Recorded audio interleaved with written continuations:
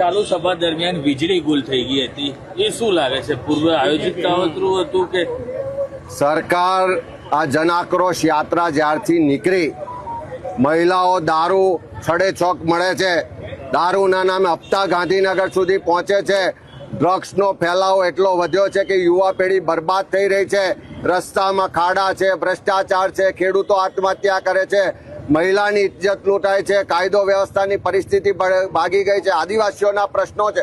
આ બધો જે આક્રોશ બહાર આવે છે અને આખા ગુજરાતમાં તમે જોયું કે દારૂ અને ડ્રગ્સના નામે જે લોકો હવે રસ્તા પર ઉતરી રહ્યા છે, એટલે સરકારનો ફ્યુઝ ઉડવાનો એ તો નક્કી જ છે.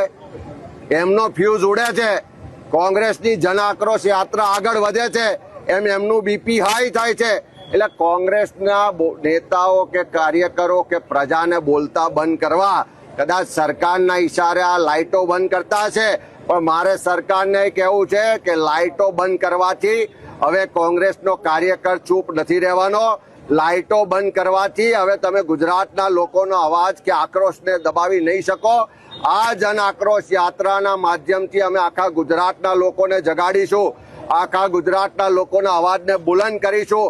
આખા ગુજરાતના લોકોમાં જે તમે ડર અને ભયનો માહોલ ઉભો કર્યો છે એને દૂર કરીશું. તમને ખેડૂતોના દેવા માફ કરવા માટે મજબૂર કરીશું. તમને ગુજરાતના યુવાનોને કાયમી રોજગાર આપવા માટે ફિક્સ પગાર કોન્ટ્રાક્ટ ને આઉટસોર્સિંગ પ્રથા બંધ કરવા માટે મજબૂર કરીશું.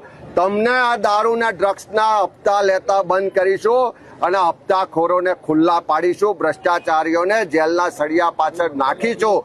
અને એમાં ગુજરાતની અવાજ જનતા છે એ પોતાનો અવાજ બુલંદ કરશે ને આ જનાક્રોશ યાત્રા એ અવાજને પ્લેટફોર્મ આપશે.